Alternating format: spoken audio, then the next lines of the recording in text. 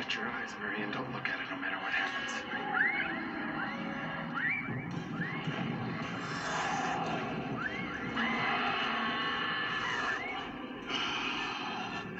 In Raiders of the Lost Ark, Bellic's head blows up, Dietrich's head shrinks, and Tote's head melts right down to the skull. And so, you know, I said, fine, how are we going to do this? I had no idea how we were going to pull this off. So I certainly had the actors pose in the different positions. Excuse me. Bellic scream, I had Tote scream, I had Dietrich scream, and that's all ILM had. And it was up to them to go off and bring back to me an effect that was suitable. And I was amazed, especially at the melting head. I thought that was one of the most amazing effects I'd ever seen. And I love as the hat no longer fits him, but comes lower and lower and lower as the face drops away. It's pretty gory, pretty gross, but I love that effect.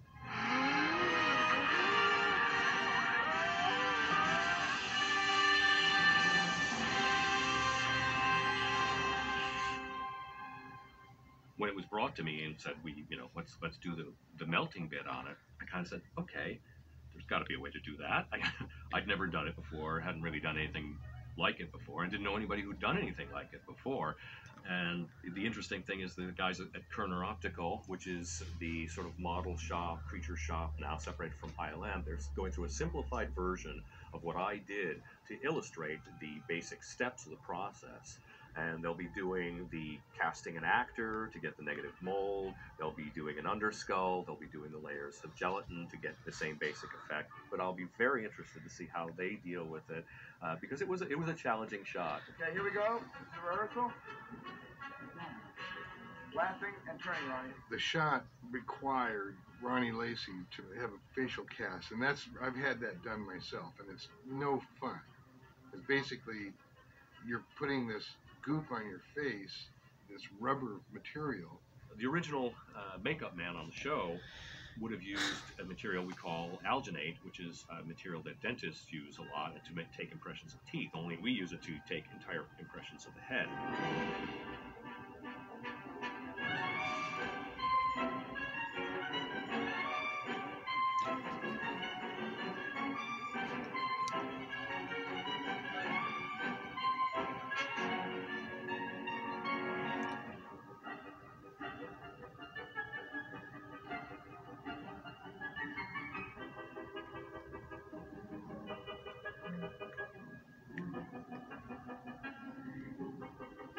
Yeah, there you go. Perfect. So once they get that facial cast, then you have to go in and sculpt and fix and open the eyes and put eyes there and all this kind of stuff. So it was a very trepidatious experiment. Basically what I did was I took the negative mold, which was the face of the character, and the underskull had to be made out of stone to withstand the heat, and I had to sculpt it to actually sort of match the negative image of the character, and then I left a space in there for the dimension of the skin. I had worked with gelatin before and knew that it melted at a and was still very thick, so I decided to go with that. And what I developed was a formula for the gelatin so that it was extremely delicate.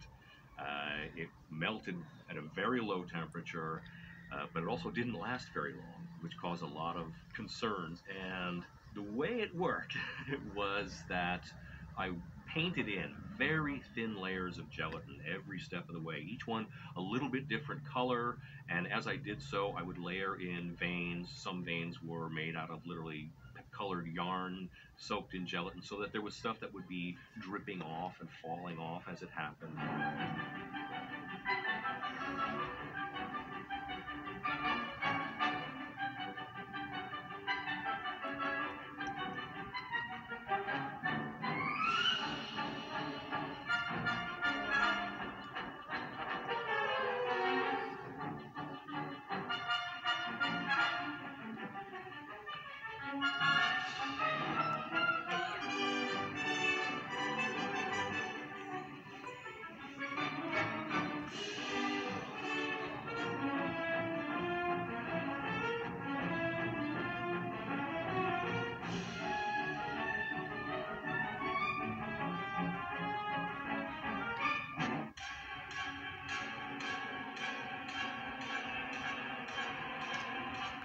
we did the actual effect, it wound up being 2 propane space heaters headed straight on it, and I was underneath it with a heat gun with this hot gelatin dripping down on me, kind of like, oh, that needs to melt a little quicker over here, and so really making moment by moment adjustments.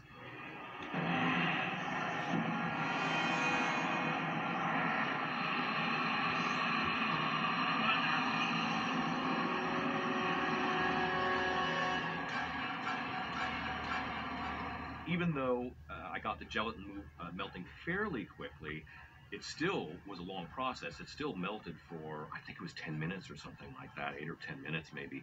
And so they had to speed it up in the lab.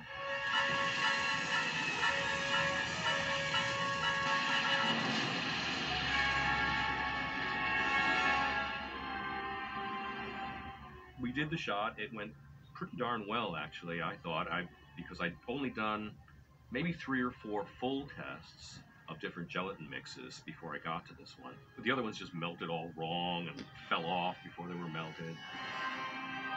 And so we got really lucky on that take, and everything worked really well. And it seemed to be a pretty effective shot in the film, so in the end I was happy with it.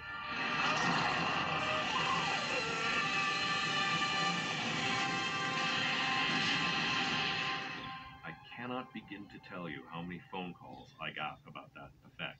Not just people who, you know, really appreciate it or fans or whatever, but a lot of other makeup men, because everybody wanted to melt a head somewhere. And they went, so how did you do it? What was the formula? And I went, I should have just published it somewhere, you know, let everybody know that way, because I still get people who say, I love that effect. You know, how did you do that? And, you know, it's been a long time.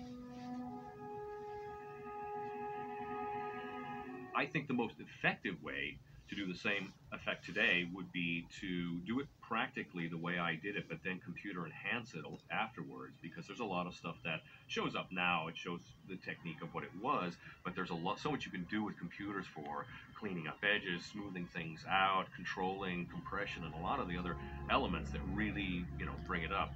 But you could use the same techniques to give the basic information for a computer to really embellish.